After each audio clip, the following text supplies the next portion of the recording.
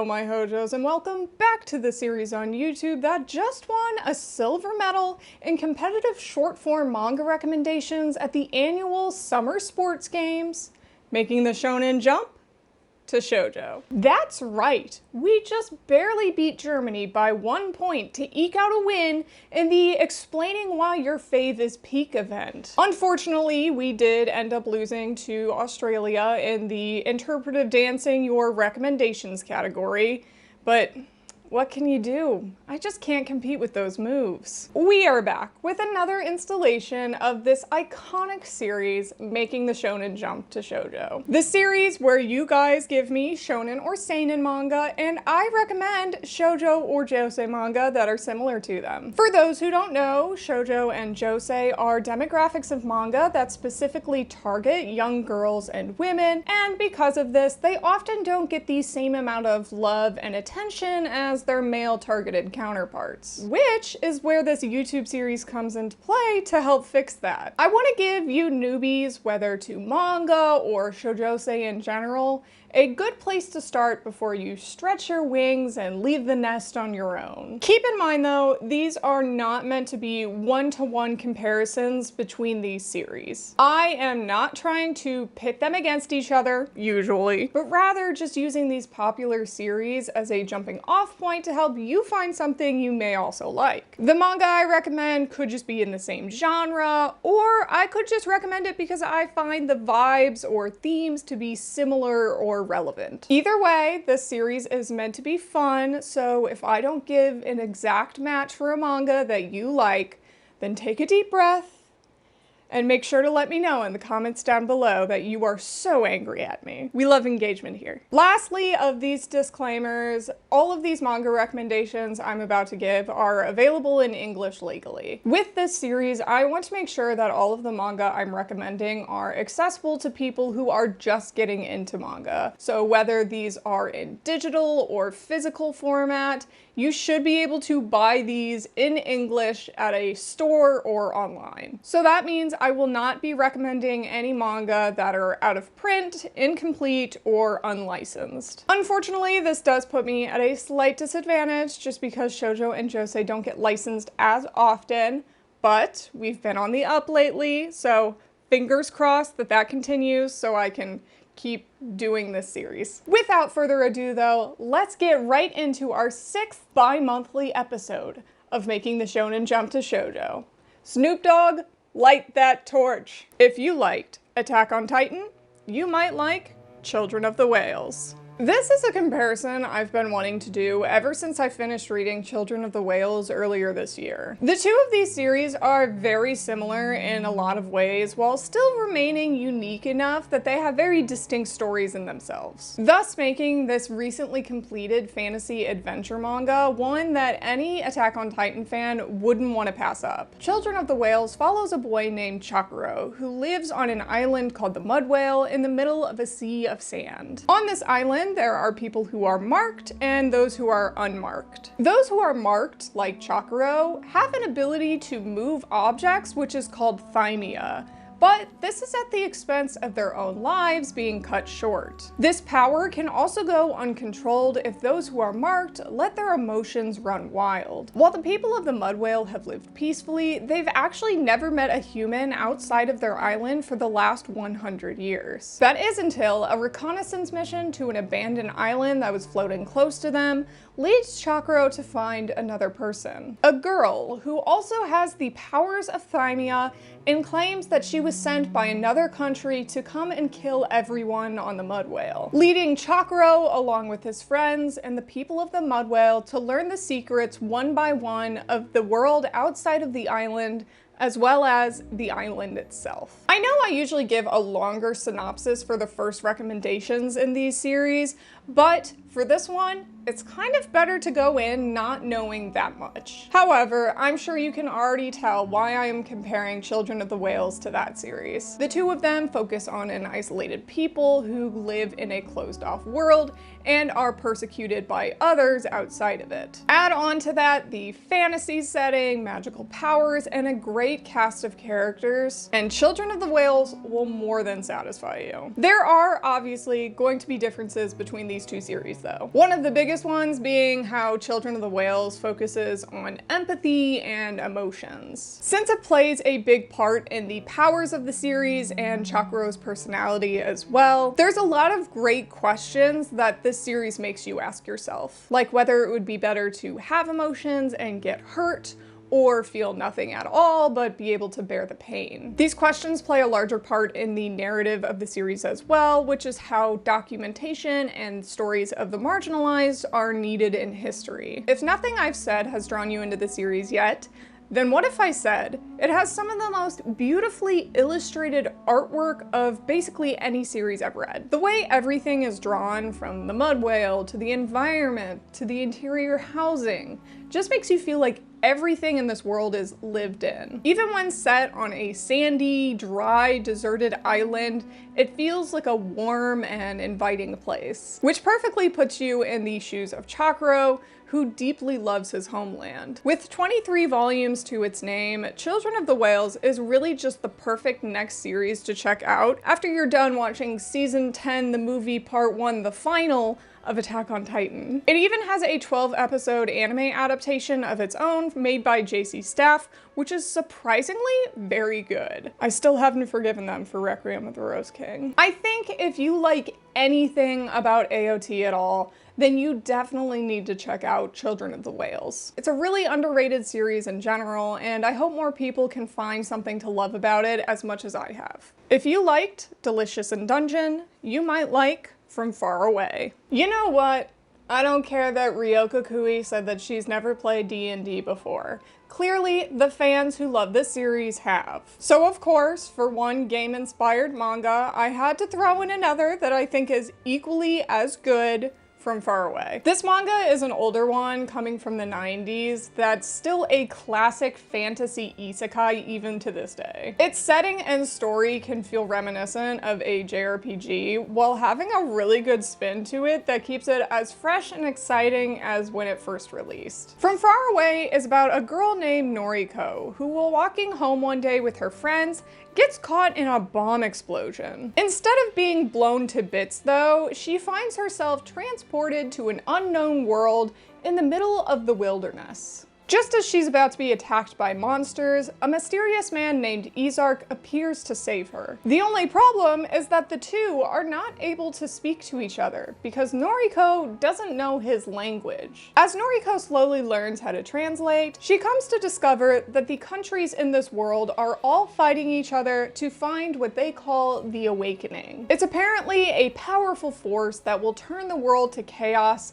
and give the possessor the ability to control the sky demon. Unfortunately for Noriko, this awakening seems to be her. And before knowing that she was an unassuming girl, Izark was planning to kill the awakening before anyone else could possess her and use her powers for evil. Despite Izark's original plan, the two begin to travel together in search of their own destinies while making friends and enemies along the way. Even though the premise of From Far Away is not very similar to Delicious in Dungeon, they obviously both share a genre together as well as similar vibes. If you like that Dungeon Meshi is reminiscent of fantasy role-playing games, then I think From Far Away is going to strike that same fancy. The world that Noriko comes into is full of creepy monsters and sword-wielding bad guys out to get them. However, even with all the danger, it's also inhabited by fantastical creatures and people with mystical powers that can help them as well. While Noriko may not have these specific talents, she is able to hold her own in this world still, using the knowledge she gains along her travels to help Izark whenever she can. Outside of Noriko and Izark, the cast of characters that you meet along the way are also a real highlight of this series. As the two travel around, they pick up a ragtag group of rebels and outcasts who are all trying to turn around corrupt people or regimes. The camaraderie between them all feels like a party that you've picked up along the way and really feels like a found family in the end. Barago is a personal favorite of mine, but that's just because he looks so good in a flower crown. Anyone who loves the world building and ensemble cast in Dungeon Meshi would have an absolute blast with From Far Away. I can guarantee that. While there is more romance in From Far Away, it's still very character and story focused, so I don't think it would distract anyone if they're not looking for romance in a series. At 14 volumes, the two are also the exact same length as each other. From Far Away is just a delightful, wonderful story that I think has so much heart to it, and anyone who enjoys gaming, anyone who enjoys RPGs, would love this one just as much as they love Dungeon Meshi. If you liked Skip and Loafer, you might like I See Your Face Turned Away. Yes, Skip and Loafer is a seinen. No, I don't think it does shoujo better than shoujo, contrary to all the comments I've seen trying to say otherwise. Yes, I used to love this series before the anime aired, and now the fans have made me very bitter towards it. My apologies. But if you love the heartwarming, coming-of-age story that Skip and Loafer tells, then the recently award-winning slice-of-life drama series I See Your Face Turned Away is going to be exactly for you. This currently ongoing series is not about just one, or just two, but 4 different high schoolers who are going through the epic highs and lows of high schooler angst. We follow the friend group of Hikari, Mari, Otani, and Asagiri, who all have a complicated web of feelings towards each other. Hikari has always kind of felt like a supporting character in her own life, and when a boy named Otani falls for her friend Mari and she tries to help them get together, she finds that she has feelings herself. Mari, on the other hand, is a very introverted and shy person who doesn't necessarily want to be interacting with the very extroverted and out there Otani. And then there's Asagiri, who at first seems like an outside observer in this whole dynamic. Since this is a very character-based story that progresses through introductory arcs throughout the first 4 volumes, I'm not going to explain too much more about the story. That really about sums up what this series is about. It would be safe to say, though, that this manga is just as introspective and heartwarming as that of Skip and Loafer. It treats each character as a real person who has their own very unique interior lives, slowly letting us get to know each character and their backstories throughout the first few arcs in the manga. In some ways, the characters in this series are even kind of similar to those in Skip and Loafer as well. Hikari is kind of like Mitsumi if she was a more stoic person, but she has high ambitions and goals that she sets for herself. Instead of a politician, though, she's a very serious musician and trumpet player in her band. Asagiri is kind of similar to Shima in the way that he was a former golden child who has a pretty complicated relationship with his mother. These characters are still very different in a lot of other ways, but just in case you guys are really attached to Mitsumi and Shima, just know that there is a similar kind of dynamic in I See Your Face Turned Away. On a less comparative level and more personal one, I really just love how quiet this series feels. A lot is left unsaid between the characters during scenes, which really lets the artwork shine. I've actually read and enjoyed a lot of series from this author previously, and I can confidently say this is some of their best artwork and storytelling yet. It perfectly puts you into the headspace emotionally of each character during their arcs, and lets you feel what they feel with the masterful expressions and paneling. I know for this recommendation, a lot of people are going to be asking why I didn't put Kimi ni Todoke instead, but I feel like where Skip and Loafer goes after it leaves off in the anime fits a lot better with I See Your Face Turned Away. Plus, I also just selfishly think that Kimi ni Todoke doesn't need much more recognition, so I'd rather give it to a smaller and newer series. Either way, I cannot recommend I See Your Face Turned Away for any sort of coming-of-age manga enjoyer enough. It's currently ongoing in Japan and only just recently started coming out in English with 2 volumes out right now. And if I was able to interest you in buying this manga, you may be wondering now, hey Colleen, where can I get it if I live in Europe? And you know what, that's a great question, because today's sponsor, Walt's Comic Shop, may just be able to help out. Trying to get your hands on some English language manga from the EU? Then Walt's Comic Shop is what you're looking for. They have thousands of manga currently in stock, with an inventory that's growing daily. Waltz offers low shipping prices for any EU country with their bulletproof packaging and speedy customer support. When you enter the code Colleen's Manga Rex at checkout, you'll get free shipping on your first order of 40 euros. You can buy series like I See Your Face Turned Away and much more at waltzcomicshop.com.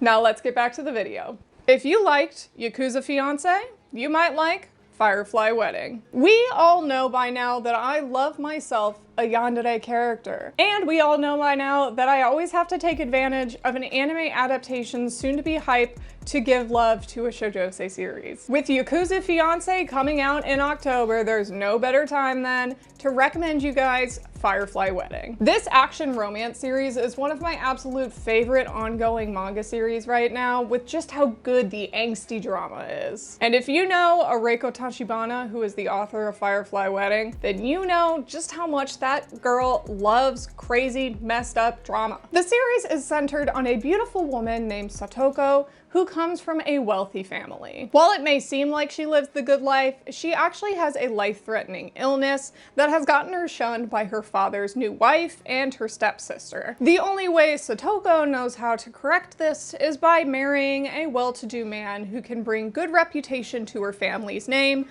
before she passes on. Her dreams of marriage come crashing down though when she gets kidnapped by a group of assassins sent to kill her. Only one man in the group, Shinpei, seems reasonable enough, and Satoko tries to butter him up to allow her to escape. However, Shinpei has more than just a few screws loose, and when Satoko pretends to be in love with him and promises marriage, he takes it deadly seriously. Now, the two of them are on the run from whoever sent the assassins to kill Satoko in the first place.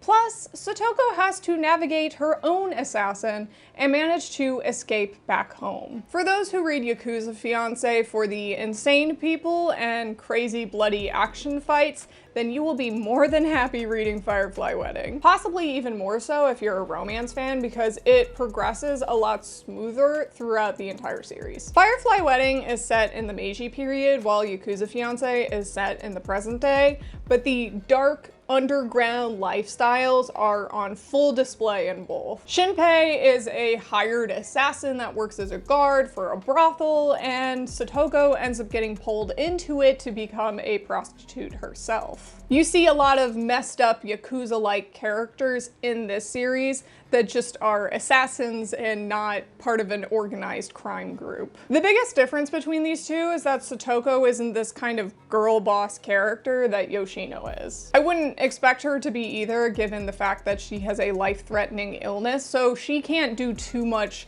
like Yoshino can in her story. However, that doesn't mean at all that Satoko is not well written and just as cool of a character. Her reasons for wanting to marry a man and then die may seem shallow to us in the present day, but she only knows this way of life and doesn't know how else to make her life have any sort of meaning. Which is why it's so nice throughout the story to see her give herself meaning outside of marriage and outside of her family, and I really love Satoko for that reason. So while Satoko isn't a girl boss, the two stories may be similar, but they have very different themes and they have very different reasons for why they write characters that way, and that's why we love stories. Either way, it's not hard to see that these two manga are pretty similar to each other, and if you love one, you're gonna love the other. Firefly Wedding is currently ongoing and digitally released by Kamiki, with about 50 chapters out right now. If you only like to read physical manga though, have no fear. Shoujobi actually just licensed this one a couple of months ago, so look forward to being able to own it physically probably around the early part of next year. So whether you would want to wait to hold it in your own hands or read it right now, I would highly recommend Firefly Wedding from one yandere lover to another. If you liked Call of the Night, you might like Hachioji Special, Tengu's Love. For this last pair up, let's give some love to the supernatural romance out there. I actually don't know how popular Call of the Night is here in the States, but since it has an anime adaptation and a second season coming soon, I'm just gonna have to assume that it's popular and people just don't talk about it that much. Whether it's popular or not though, that SEO is gonna be doing work, baby. And that's where Hachioji Special Tengu's Love comes in. A pretty new in both Japan and the United States ongoing slice of life supernatural romance series. The manga is about a man named Kotaro who just moves back to his hometown near the mountains after a family member has passed away. He doesn't particularly hold any great memories about this town, but that's because when he was a child, he mysteriously disappeared and doesn't have many memories of this time. Relatives have told him that he was spirited away by a Tengu though, and ever since he's been trying to recall bits and pieces of his childhood. That is until one day when he visits the shrine he was taken from and begins piecing things together. When he was a child, he got lost on a field trip and ended up in the forest where a Tengu named Hime helped him out. After realizing this, he runs back to the forest where they first met, and once again meets the Tengu named Hime. However, she isn't immediately excited to see him again, and wonders if Kotaro even remembers the promise they made all those years ago. It turns out if the two meet under the sacred tree that they made the promise at, then that promise will come true, and Kotaro promised that he would marry Hime if they met again. Despite Tengus and vampires being vastly different supernatural entities, the similar dynamics of a bewildered human and a pseudo-human that is extremely extroverted are present in both series. The two main boys in both manga are in isolation from others for various reasons and are in need in another person in their life. Plus, both series have a sort of contractual bond between the characters, with Hime and Kotaro having to marry each other due to Tengu laws, even if Kotaro doesn't necessarily want to deal with that. I also just think Hime is a love interest that shonen romance enjoyers would like as well. She's very much the quirky, outgoing sort of character that you would find as the romance protagonist in a lot of shonen. Although, I do think that Hime is a lot more fleshed out than most, and at least she doesn't have to wear a dumb outfit like Nazuna in Call of the Night. I'm sorry, I did like what I've read of that series so far, and I'm continuing to read it, but come on, why is this girl wearing a spandex, latex, like boob window, tiny booty short outfit? Her jacket looks so much cooler in the first place. Why can't she just wear that all the time? I digress. Hime is a really great character, and I love her genuine curiosity for the outside world. Even more so, kind of, because Kotaro really pushes her to define her own life outside of her family and outside of her succession role. If you love the supernatural vibes and the romance of Call of the Night, then I think Hachioji Special Tengu's Love is just as good in that regard. This series just came out in English recently, and I believe only has 3 volumes out in Japan right now. Since it's a pretty new manga, who knows if it's going to run as long as Call of the Night. I feel like a lot of series that come from Asuka magazine don't run super long, but it's worth checking out because of its great characters and romance. And with that, we have reached the end of this episode of Making the Shonen Jump to shoujo. This round actually kind of ended up being more of like a seinen jump to shoujo with just how many seinen I ended up picking, but I'm very happy with all of my recommendations this round. I hope I was able to convince you guys to check out one of these series I recommended, or just got you interested in shoujo or josei in general. It's what this whole channel is about after all. As always, if you guys have any other shonen or seinen series you would like me to recommend shoujo or josei for, leave those in the comments down below, and hopefully I will get to them one day. Other than that though, thank you so much my hojos for watching. Welcome to any new hojos. Make sure to read Shihaya Furu. It's required. And I'll see you guys in the next video.